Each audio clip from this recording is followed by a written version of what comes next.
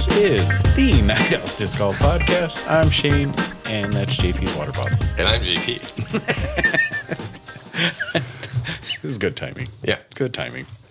So today, we will talk a little European Disc Golf Festival.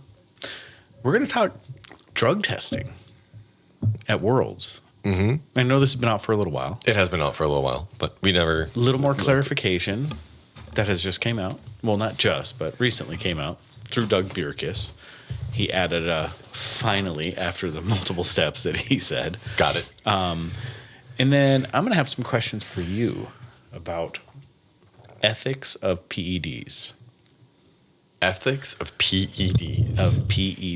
Okay. We'll get to that in just a second. Sure. After this commercial. No, we don't do commercials. We don't do commercials. So door_disc_golf, night_owl_pod. And then doordisc.com where you can buy all your disc golf needs. And we just got a lot of stuff recently. Nice, too. yeah. Big, nice restock. You guys got the Turbulence, right? We did. Interesting disc. It is there. It is interesting. I haven't thrown it or touched it yet. But No, I saw pictures of it. Mm-hmm. And then I saw, I think, a MVP video of like Eagle getting his hand on it, Simon throwing it. Mm-hmm. And I'm like, this is definitely an interesting mold. Yeah. It's from what I was reading of it, and I got to get down there and get one in my hand. It's like an overstable approach, right? Well, it's a driver though. Yeah, but it's like a 720. I want to say 3 or 4 is the numbers and it's got like the groove top. Yeah, which is weird because it's supposed to reduce glide. Yeah. Yep. So you just fall out of the sky. I mean, it's not going to be like a tilt or, something crazy like that. I mean, it could be for like noodle arms. Yeah. For somebody like me. I'm trying to think of who, like, I remember there was a thumb track like that on a fairway driver, and they called it a upshot disc. Was it Ching that did it, or was it? Speaking of another company, we'll talk about that. But there was another company that did it, and this was kind of like back in the day. Okay. It went along with like the Turbo Putt, and it was like in that series of discs. Sure. And there was one that had a thumb track all the way around it, and it was a really goofy disc, and it had almost like a cup in the middle of it. Oh, okay. It was really strange. Man, I wish I had all these old discs that I had like back in the day where I just bought weird stuff. Yeah. But that was very similar, but it wasn't that stable. I mean, nothing was really that stable back in the day. So I'm interested to see it because it is, you're right, it is we'll throw up air quotes driver, fairway driver. Yeah. But it is very much like just a beefcake. Get out of trouble, like no glide, get to the ground disc. So I'm interested to feel, touch, and see one of those things. The other thing that came in was Scott Stokely and his discs. Yeah. More importantly, Scott Stokely stopped in. I think I already mentioned this, but we did buy basically his lineup. So we purchased his whole run, and it's in the shop and available. So it can be shipped anywhere, but it is available, and you can go in and touch and feel. I don't know anything about any of his lines or discs or anything like that, but when I go down there, I'll look into him in the next podcast. Hopefully I'll be able to talk about him a little bit. But I know a lot of them. I know he bought some rights or molds from Ching. Okay. If I remember rightly. So I believe that's his putter is the old Ching molds. And then he does some collabs with a couple other manufacturers. Sure. Yeah. So, but for those of you that have never experienced him in real life, it has been said that he is probably one of the most down-to-earth people that you'll ever come into contact with. So, and he may not he doesn't present himself that way when he's on camera. No, I don't think he does. So pretty cool. So Scott Stokely. So we have the Stokely line there. All right. Are you ready for the hard conversation? Yes. Yes, I am. PEDs in sports. Okay. How do you feel about PEDs in sports? And we'll give a little like side tangent for people to know what PEDs, performance enhancing drugs. So steroids, testosterone, anything that gives you a boost in. And there's a lot of other things. There's some peptides, things like that are starting to be labeled. You did bring up peptides last Yes. episode. So Peptides. And the reason why, and I did it jokingly because this is going to tie into the steroid or the drug testing at Worlds this year. But the PEDs, the reason why I kind of joked about it with Paul Macbeth is because it was more ironic. I'm not sure how many people caught it. But it was more ironic because of the drug testing, the random drug testing at Worlds this year. And it's been said that it is going to happen. So how do you feel about PEDs in sports? You and I are of the age of the McGuire, the Sosa, the Bonds, the doping era of baseball. Right. How do you feel about it? It was awesome when it happened. Agreed. I'm not gonna lie. Like seeing McGuire and Sosa in the home run battle, it was unreal at the time. What, they were in their 60s, if I remember, like 60 home runs, 70 home runs? Yeah. Was it 64? Let's just check real quick. Because it's in an asterisk now. Right, because they were going at it. I want to say they were in the 60s, high 60s. It was, because I remember McGuire hit it first, and the Cardinals were actually playing the Cubs, and like Sosa was there, and they did like the whole like punch each other in the gut, like because McGuire would do that after, or like the old Bash Bros thing was like, like the high elbow or whatever. And then Barry Bonds absolutely smashed it with however many. Yeah, and that was a time of, and it was 73. He said it. Okay. Yep, in 2001. That was Barry Bonds, and then what was Mark McGuire's home run record? I think it was like 68. Yeah, 64 is standing out, but 68 sounds right. But we were also in the time, like, this is also like Clemens. Yes. Well, right. Like, it wasn't just the hitters that were using. I mean, there were a ton of players that were using in baseball. And baseball was so freaking electric at that time. It had some of the highest views and some of the highest, like, recalls, retweets, whatever it is, like all the socials that were out there at that point. Baseball was the thing. Right. And so when we talk about PEDs, are they really that bad? Like, why are we protecting against PEDs? What are you looking up? It's just still the home run. Oh. So, yeah, he hit 62, 1998. Okay. I feel like it was 62 or 64. I thought it was something like that. Yeah. Anyway, I think it's one of those things because not everybody's doing them, right? I mean, most people certainly have the ability to acquire them, I would say. But in terms of disc golf, we're looking at it and people are already throwing the disc hella far, right? Like, it's just like one of those things. I mean, you look at Ezra and he's jacked. He throws far, but then there's people like Gannon who can throw certainly further, much farther. I hate saying further and farther because it's furthermore farther. Yeah. But, because he's got the long levers, and everything. And I guess steroids I've always thought was, to help with the recovery process of, like working out. Steroids help you maintain muscle mass. I mean, so do creatine. I mean, creatine's there to help you maintain muscle mass, help you build muscle, brings, water into your muscles. Yeah. I mean, I'm on it. Has cognitive benefits to having creatine. I mean, there's a lot of good things about creatine, but creatine doesn't fall into the natural. PEDs. Right.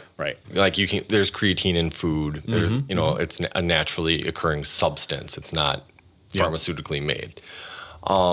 And I think that's what, like, there's just a big stigma as far as not natural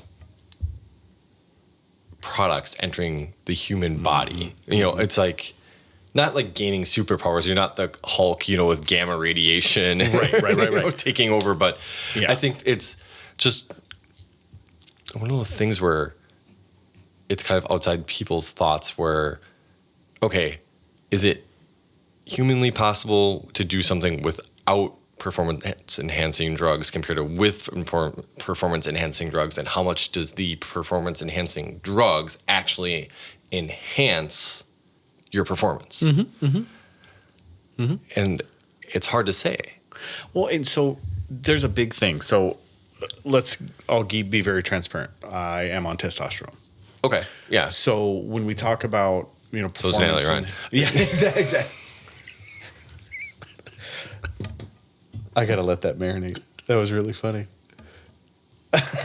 Okay, when we, Or maybe she's off it. no, she's Sorry. naturally produced. Yeah. So when we talk about PED, so I'm on testosterone, and then we talk about like HGH, anabolic, and then we're getting into peptides. There's so many different things that you Well, can and talk like about. peptides are just amino acids. I mean, it's a chain of amino acids. Right. Well, what it is like supercharging, like, I mean, it's your octane of the tank you put in the 81 or you put in the 106. You know, you can buy the racing fuel. Like, that's essentially what you're doing.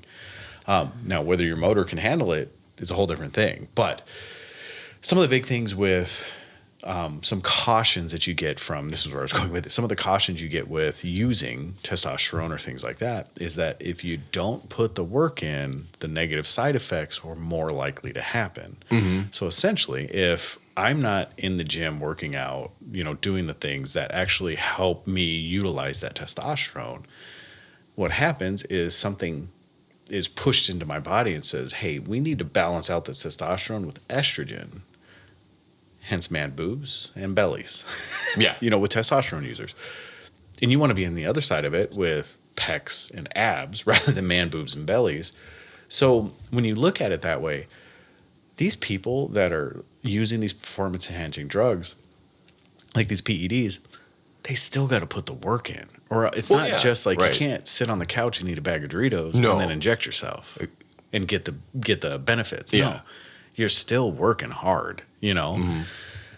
Now, that same person that doesn't take it works just as hard. Are they going to get the same? No, they're not, because you're not, you know, cycling those drugs in there or those hormones or those whatever it is. So you are giving yourself an edge. But there's also, I mean, I know a guy that without any testosterone produces over 1,000, you know, as far as like the levels of testosterone, he's like 1,000 something. And, you know, that's just what he produces naturally. Sure. You know? And for normal guys, we're in like that 400 to 800 range. So when you talk about PEDs, like, I'm like, man, I am for it, because I remember the days of the Roid Rage baseball. Like, it was fantastic. It was so fun to watch. I mean, even like Piazza was in there in the home run competition, and like he was murdering it. But, you know, these guys were just like light years ahead of him because of it. But I wouldn't doubt that he was on it too. But then I think of guys like Ken Griffey Jr. who were just on tears every year, smacking home runs, and he's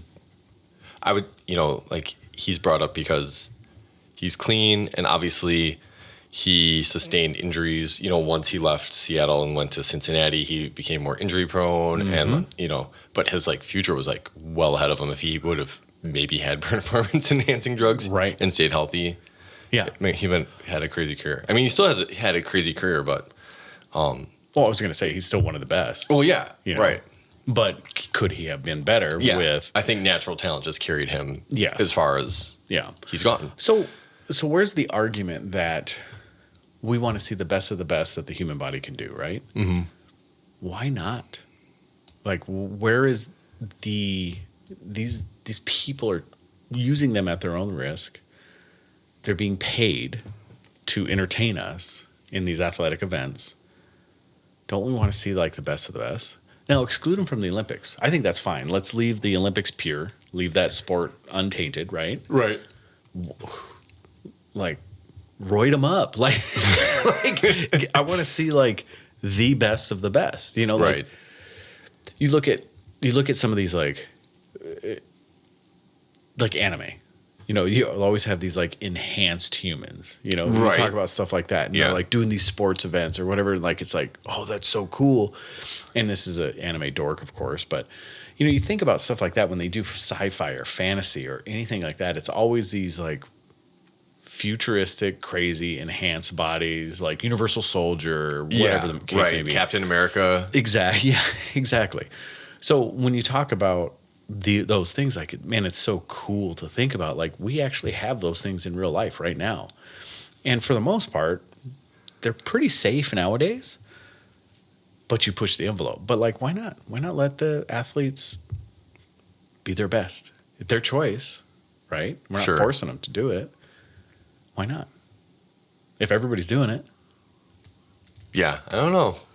I mean, if you allowed it and like everybody, but I do feel like there's those people that will be like, well, I don't want to put stuff in my body. I mean, I guess you're at a disadvantage because you're that person. And you're like, well, I'm not going to do it. You have the choice. You could, if it's allowed in, you know, in the sport you're doing or whatever. Right. I just think, you know, you take a look at a sport. I mean, we're just going to keep talking baseball because it's a pretty easy. I mean, you could very easily replace wooden bats with metal bats. Right. Right. Like that's one of the easiest things to be like to make solid. To, you know, because they always Make like, the game different. right. Right. Yeah. Make it more exciting, more, yeah. Yeah. Or, you know, make the, you know, they talk about juicing the balls and, you know, whatever to get, you know, and that's been talked about for a while because for a long time there was no, the average home run distance was shorter, balls weren't traveling as far. And then all of a sudden there's more runs. There's, you know, even this year at the beginning of the season, they were talking about these torpedo bats Yes. that were in the, And they that got the banned Yankees pretty were. quick. I don't know if they did. I think they did. Okay. I think they got outlawed. They made it because it was the way the bat was shaped. Right. The barrel was shaped different. Yeah. You know, it's like it tapered funny and yeah. So you were I was just saying there's other ways other than PEDs to enhance a sport like baseball. You could just change the objects that are used. oh sure You know, baseball, but I mean, in disc golf, like we have multiple options already, right? So that you can only go as far as a disc will allow you to go. Like Right. in other sports, there's different things you can fix. Like you can, you know, make a goalpost skinnier or wider, you know, to help enhance score or whatever. But a disc, like, you know, no one's made a 16-speed disc. Right. You Not know, yet. Not yet. Not yet. I mean, it could. Like, that'd be an absolutely huge wing on Yep. a disc. But we can only go as far as the yeah, it's technology allows us to far go. as that and I think the same holds true with like those things too. I mean, I think there is a point where there has to be limits, right? Yeah. I mean, because if not, you're in some sort of Mad Max universe where, you know, people are dying when they're playing sports, and that's not what we want to see. But we do want to see the peak of athleticism. And people will argue that PEDs are not athleticism, right? Sure. It doesn't contribute to that, or it doesn't contribute naturally to that. So and it's an ethical question. With disc golf, I feel, you know, yeah, you still have the targets. You have certain things like that you can mess with. But you're Yeah. right. It's truly about the engineering of the disc itself. But why not allow the players to use PEDs? Like, what advantage or disadvantage is someone going to have using PEDs with a disc? Like, other than keeping them healthier? Sure. You know, I mean, because there's certain, like, especially, you talk about some of the banned substances. Yeah, of course, narcotics and things like that, they should be banned, okay? And even some of the anabolics, like, they get pretty nutty, like some of the anabolic steroids. But when we're talking about testosterone, HGH, things like that, I don't see a reason why we have to put limits or guardrails on those. You know, I don't think there's anything. And we can get into the whole man or woman debate if we want to. I think that's a separate issue. That's not PEDs. No, that's not. So let's not get into it. But why not? Why not let them? I mean, like, I want to see the best of the best in the best shape they can be, in the healthiest form that they can be. And if PEDs allow them to do that, why not? I don't know. Like, yeah, it's interesting. yeah. Or create a separate division. Yeah, that. You know, like, Very cool. This is like the unlimited division or something. The unlimited. Just do whatever you want to do, you know? I mean, like, We brought this cyborg in to compete. Yeah. Or, you know, like, what's the movie I'm thinking of where, I mean, maybe like $6 Million Man or whatever, you Right. know, like Yep. enhancing yourself with. yeah, and just doing whatever I mean, because there is going to be a point where, you know, things are going to get more boring, because as technology takes off and AI takes off and robotics take off, like, humans got to do something to keep up. Mm-hmm. You know what I mean? And that's not like conspiracy theory tinfoil hat. Like, right. we just got to do something for entertainment wise. We They got to do need something that to keep up. They need the pill like Limitless. Yeah, the little blue pill or whatever they were taking. Yeah, like it was like a clear thing or whatever. Yeah. and it just that's what it was. It unlocked like, you know, so much more in your brain, and Yeah. because they always talk about you using only 10% of your brain power, and Yeah. so I mean, Yeah. if your brain can process and do things quicker, Yeah, it'd be interesting it would be. So I'm for it. I'm for PEDs. Like, let them have them. as long as it's natural. Right. Yeah, but it's hard too, though. I mean, like, because there are some synthetic forms of, you know. But you're right. Yeah, I think try to stay away from narcotics. Yeah, You know, and there is a clear definition of what narcotics are. And, you know, try to stay away from the synthetic as much as possible. Yeah. Like anabolics. yeah, And outside of that, like, if you're within that natural realm, like, why not, man? Like, supplements. I mean, they even talk about some of these supplements. We'll get into it, but some supplements throw off the PEDs. sure. And you can get banned for using certain supplements. Like, pretty nuts. So with PEDs, like I said, I'm for it. Let it go. But the PDGA has something else to say about that. So let's talk about that real quick. Yep. And then Okay. we'll get into a little more disc golf. But the PDGA Worlds in 2025 will be randomly drug tested this year. So the thing that I find really funny about it is that anabolic steroids and cannabis are highlighted Yes. as the two things that they're really concerned about. Now, there's a whole list, but the two things are cannabis and steroids. How many people are we not going to see at Worlds because of cannabis? Okay. So when the report first came out that this was happening, there was 33 days till the event. So I think it came out early June. I forgot what the exact date was. June 7th or like 9th or something like that. And then there's reports that the drug test can detect can't say the word, cannabinoids, Something like that. cannabids, Yep. for 30 days. Okay. Like urine test can pick it up with, 30 days. So everybody's like, oh, I wonder. Yeah, exactly. Who's not going to be, competing or get found out? Don't eat any poppy seeds or anything either like that. Yeah, exactly. Well, and that's the thing that's really weird. And they give you a list of, so it says prohibited list of substances, and they actually give you a list of nutritional supplements that will also throw off this test. So I'll start off by saying the reasons that they're doing this is because they want to bring the professionalism of the sport up in preparation for hopefully going into the Olympics. Right. And that's really the target, is getting disc golf into the Olympics. Yeah. So, and another side note is that the PDGA is not the one doing this. It is the Finnish Center for Integrity in Sports. Right. I So the read that it wasn't. FCIN or FCIS.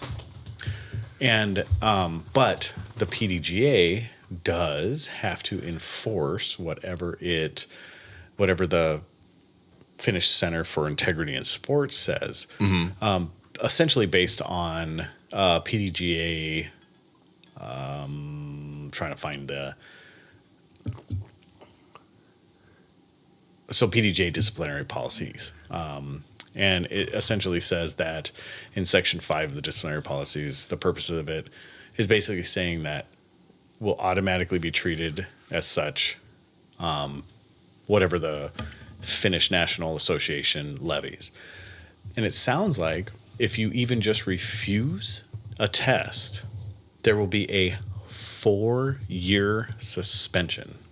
A 4-year suspension for refusing the test. So if you are chosen randomly and you say, no way, Jose, you are not competing competitively at a pro level until 2029.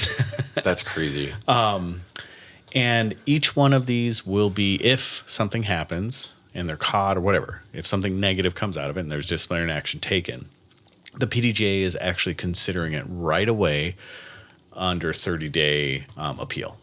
So immediately they're going to put it right under appeal, so they can actually sit down and have conversations with it. But the person will not be denied from playing in the event, but there will be consequences afterwards. So even if they go through win, but they're detected as having one of these banned substances, it'll be stripped from them. So it's very much a Lance Armstrong thing. Yeah, right. For those of you who don't know Lance Armstrong, just look it up. Not the guy that went to space. That's Neil. Yep. I want to go with Lance. This is his stepbrother. Yes, it is. That was his uncle, but stepbrother works too. No, it's not even close. Right. No relation. So yeah, the inclusion in Olympics. You should meet Stretch. Yes. Like the Stretch? Stretch Armstrong. Oh, Stretch Armstrong. Yeah. Yeah. That was a cousin, though. Twice removed. Yeah. So then they do talk about supplements. And the thing that kind of like, I'm like, wow, okay. So we talk about nutritional supplements that are going to be banned or that can pick up some of the food.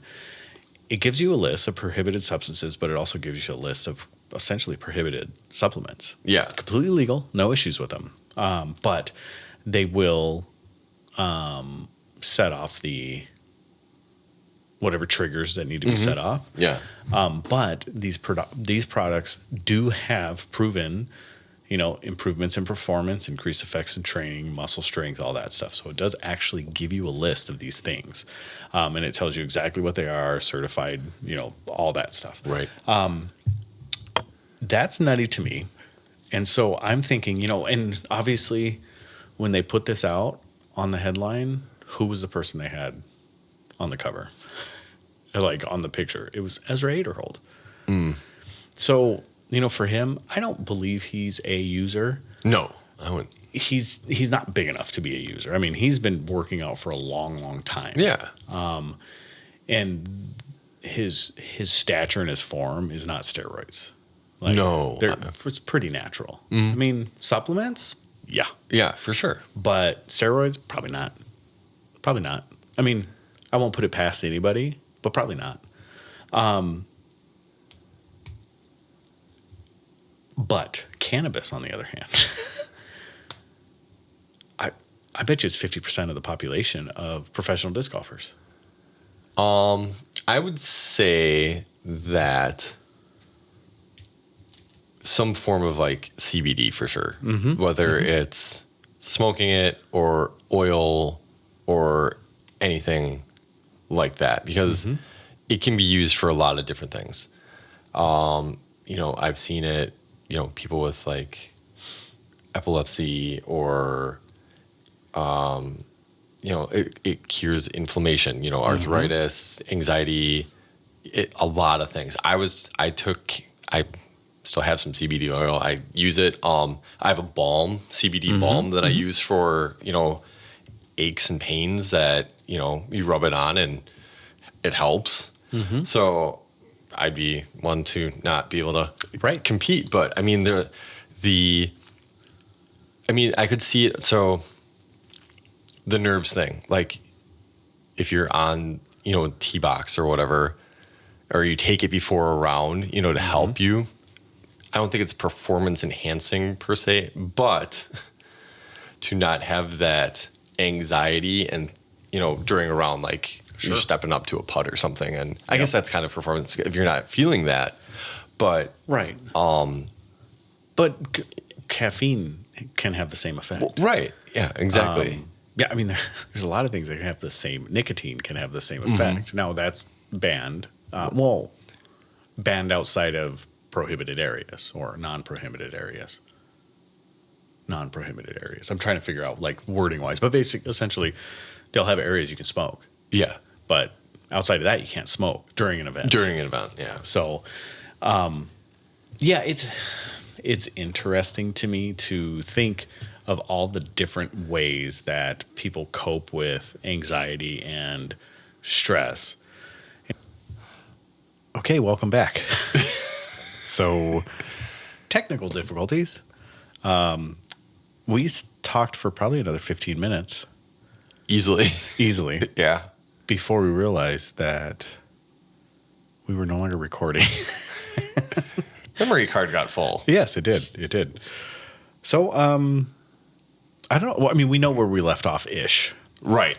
but we don't want to beat a dead horse, even though you guys haven't heard more. But you haven't heard it, but we don't want to go. yeah, exactly. We don't want to beat it. So essentially,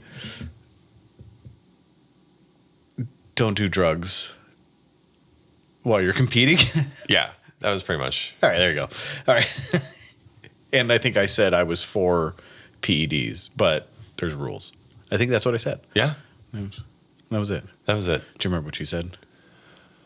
No. No, neither do I. No, Okay. I mean, it wasn't that important. No, it wasn't. I think we were rambling at the end anyway, so. All right. Well, let's get into the European Disc Golf Festival. Okay. Guys, this is deja vu. I feel It like is Groundhog's deja Day. So, we have, for the second time, but the first time of being. So, what we have is 2 first-time major winners with the Disc Golf Festival. So, we'll start with MPO. Yes. All right. We have the man who got the monkey off his back, Kelvin Heimberg. Foundation said he'll never win a major. They did. I think. Well, something like that. I think you're right. I think Hunter said that. I think so. I think someone clearly said at some point that he would probably never win a major. I am. We got to keep going because the. First of all, it's getting late, but Yeah. I got to look up. Because he must be getting torn apart right now. On Instagram or something. Oh, I would guess so. If that's the case. Oh. He's a big X user. He's a big X user. I think so. I'm not on there. I don't either. Yeah, I don't know. Oh, well. Anywho. Yeah, and then we can do about that. Anyway, so you were wrong, but I think essentially what I was saying is that, I mean, it's awesome to see Heimberg up there. He's won plenty of events. Right. He just hasn't ever won a major. Mm-hmm. And there are a lot of people that have lived in that realm, but Heimberg's kind of like top class disc golfer. Like people love him. He has a great personality, like you said. And I think it's just one of those, like, it's nice to see it. Like, how can you root against that? And how can you say anything negative about how he went about winning it? Like, it's just great job. Like, Yeah. good to see. Like, and you said before, he's kind of always been the bridesmaid. Like, he's right there. Even in, Disc Golf Pro Tour events, he's always just right there. And something happens where it just doesn't fall. Right. Or, Yeah. Or someone goes on a heater and he's just steady ed, like exactly. And I feel like that's Heimberg. And even this event, he was we went through it, but he was kind of steady ed this event. I mean, there wasn't huge spikes in his game. A 1080 rated tournament. Yep. Fantastic. 32 points above his rating right now. Yep. And he is 4th in the world in ratings. So awesome for him. And he didn't give once the final punt went in, there was some emotion. Well, I hope so. There was like he Yeah. he was excited about it, but then as soon as he was being interviewed by Nate Perkins, he's like Yeah. typical Calvin, like Yeah. kind of played it off. He's like, just to hear him say it was like the biggest moment of his career, but like have it in that kind of monotone, not so nonchalant kind of way. It was just kind of like, oh, yeah, but that's him. You know, he just. So Yeah. who was narrating? Was that Albert Tam and Brian Earhart? Who's the Yeah. European? I don't know, but it was definitely Earhart. I know it was Earhart. Yeah. The European. I want to say, was it Tam? Because if it was Albert Tam, it was really good. I really enjoyed him. Yeah. I thought he was. I don't know whose voice it was, but I thought it was fine. Yeah. I thought it was really good. I mean, it was very European. Well, yeah, for sure. But it was I really enjoyed them, and I didn't have I've said this before on the podcast. I'm very sensitive to voices. Like for some reason, there's certain voices that just like I gotta mute it. You know. Yeah, right. We've talked about Right. those people. I won't talk about him again. But, but this was not one of them. Earhart pushed the buttons a little bit for me, but nothing like bad. I think he's getting amazingly better. I think he's becoming really good as an announcer. But so we'll get back to it. So first major for Heimberg, awesome for him. I still want to bring up Paul Macbeth. We'll talk about that again. Love seeing him stay a bit more consistent. His second round killed him, but freaking A for his third round, heck yeah. Yeah. To 11:08, 16 under, course record. Way to go, beast mode. Yeah. Really good to see it. And then he had a really solid third round too, at 12 or 13 under. He had 16 under was his third round. Oh, his final round, sorry. Oh, his final round was 12 under. Yeah. Yeah. So, I mean, that's good. So he had like a 10 under, 7 under, 16, and then a 12. Yeah. That's fantastic. Finished fourth place, which is great. And then I'll mention it again. Isaac, you crapped the bed. He lost that one. So he was actually in a pretty decent control. What, three over? 3 up on the crowd for after the second round? Yes, he Is was that right? Yeah, he was 3 up over Barella after the second round. Yeah. So And then he kind of fell back a little bit. Gannon overtook him. Calvin was right behind him. And then final round, 9 down. I mean, okay, enough to stay in the hunt, but not really. yeah. Not Push. keeping pace. Right. Not keeping I mean, pace.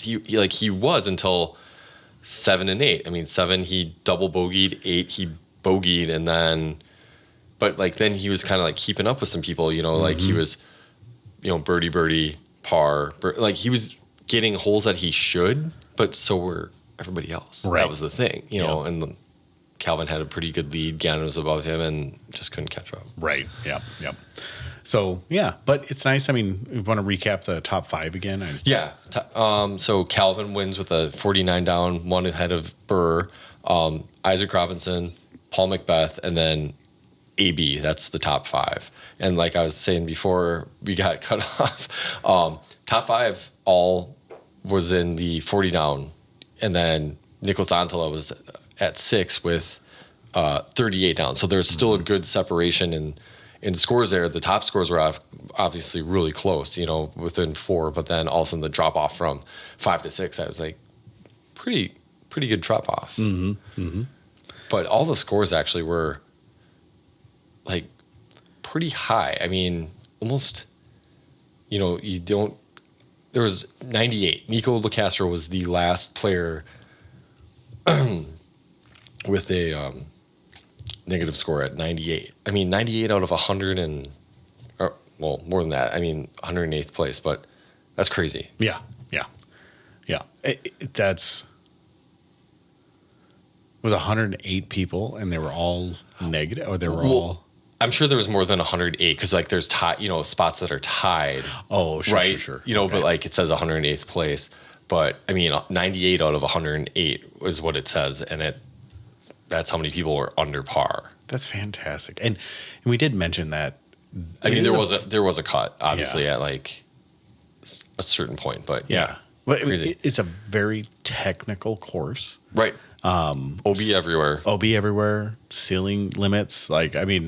Just amazingly well laid out for such a short course for majors. You know, I Right. mean, Yeah. this isn't a bomber course. Like there are some definitely bomber holes. Right. but this is not. Well, it's probably you probably look it up and it's probably like 12,000 feet. But Total, it's 9,528 feet. That's not that. That's not that bad. Yeah. I mean, the longest hole is obviously hole 1. It's 837, and then you have a couple like 600 hole. You know, a couple 600-foot holes, a 700. You know, two 700-foot holes back to back, but most of them are, 300, mid 300s, couple 400s, and they're par 3s and 4s. Yep. I mean, Yep. there's a par 5. Very manageable, high scoring course. Yeah. But not super high scoring because 16 was a course record. Yes. And that was a hot round. That was only missing, and that was no bogeys. That was missing 2 birdies. Yes. So yeah. 2 pars, and then the rest were all birdies. Yep. So yeah, that's a hot round. So, all right, talk FPO now. Yep. FPO. Silver Sarnen, first time major winner, edges out Kristen Tatar, I keep saying Tatar. It's Kristen Lott by 2 strokes. Silva shot 6 down final round. Kristen shot 1 down the final round. And then Ella, Henna tied for, Ella and Henna 3rd and 4th. And then Holland Hanley in 5th place. Good for her. Yeah. But, I mean, Kristen had the lead. She was up by 3 going into the final round. And she had control for most of it. She lost control a little bit on hole 11 where she double bogeyed. Her and Silva then kind of set pace before both parring, birdie, and then Kristen takes the bogey, Silva birdies again, Kristen takes a double bogey, and then that was it. I mean, yeah.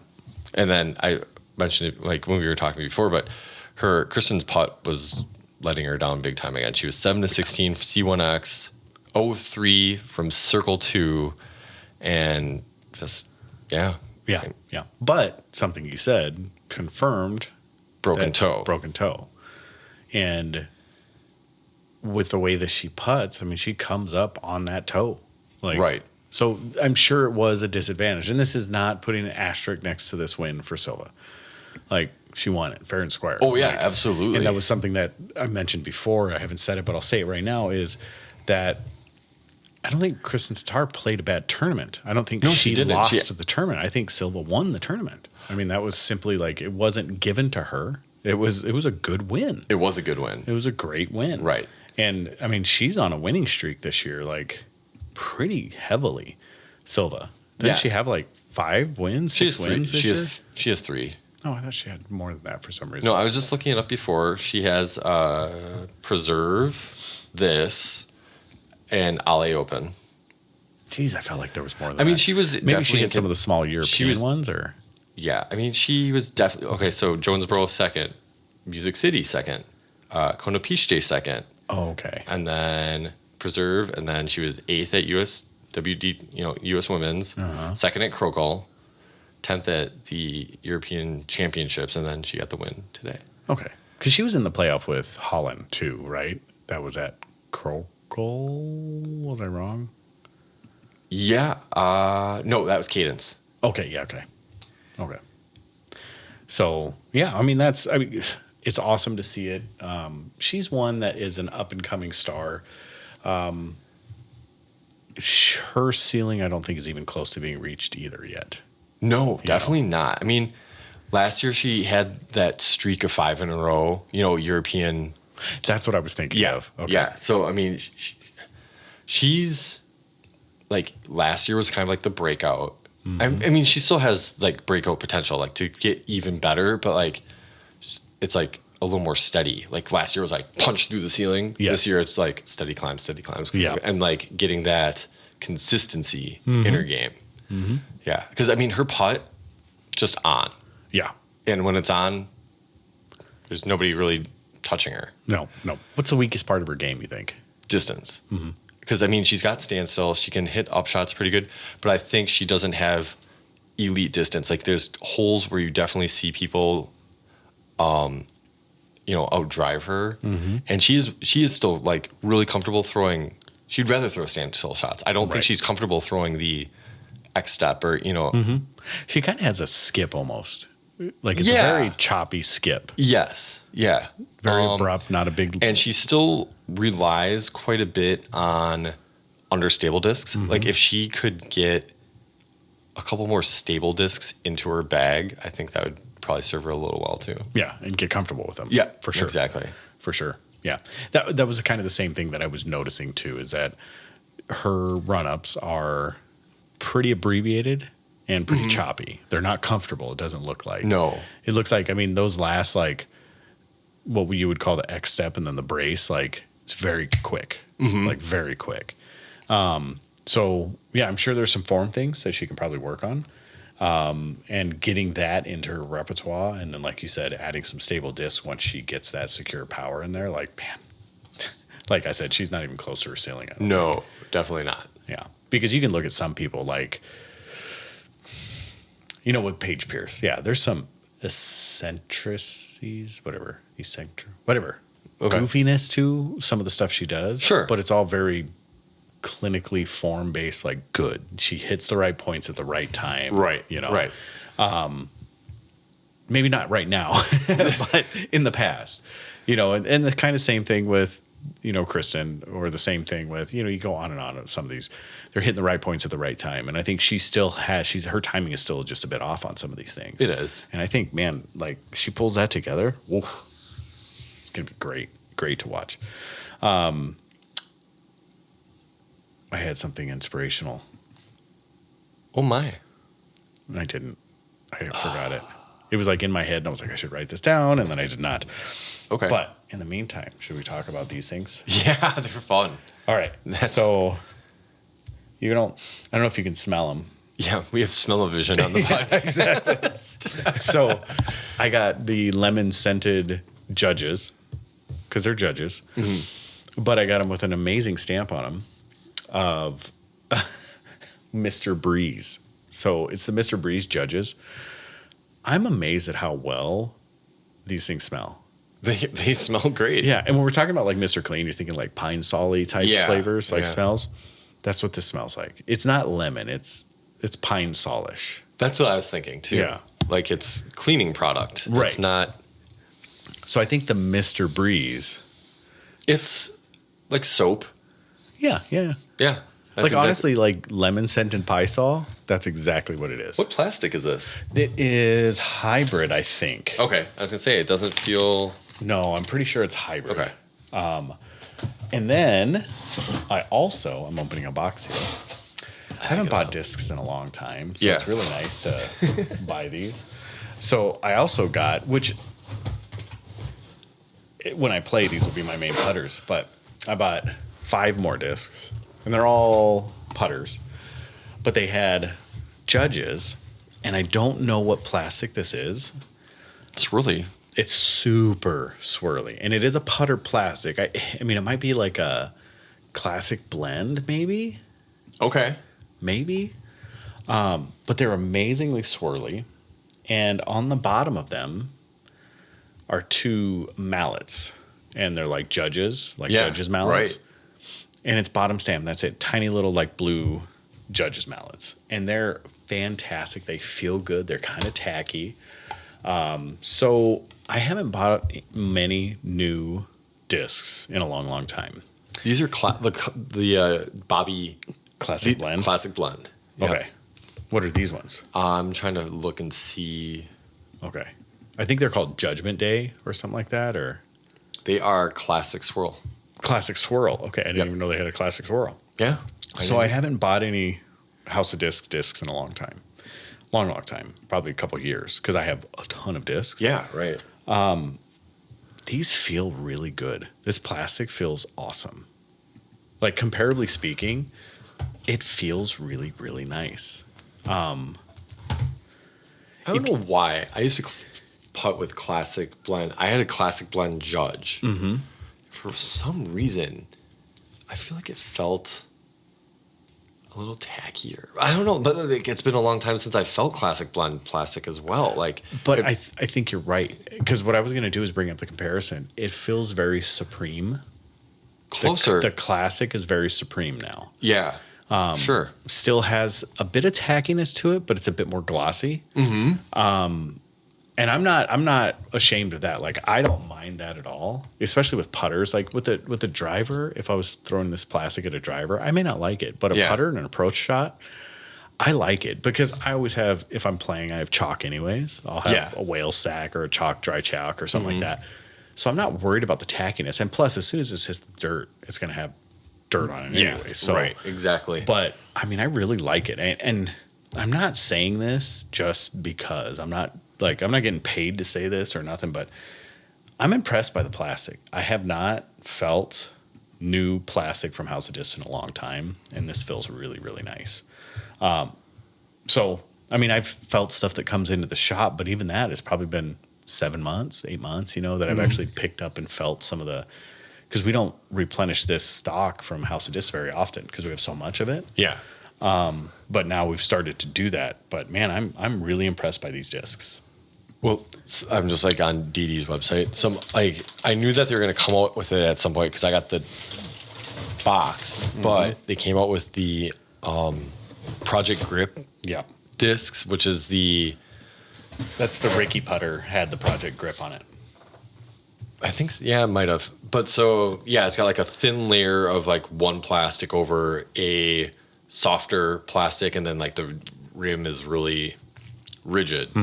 I wasn't too impressed with it, but because I feel like it felt like something else that was grippier, like a grippier plastic. I was like, I mean, it was like when you get your discs beat in or like broken in, and it just gets tacky from getting worn, like having dirt and everything. That's kind of what it reminded me of. It's like, it was like that, but like fresh out of the box. Yeah.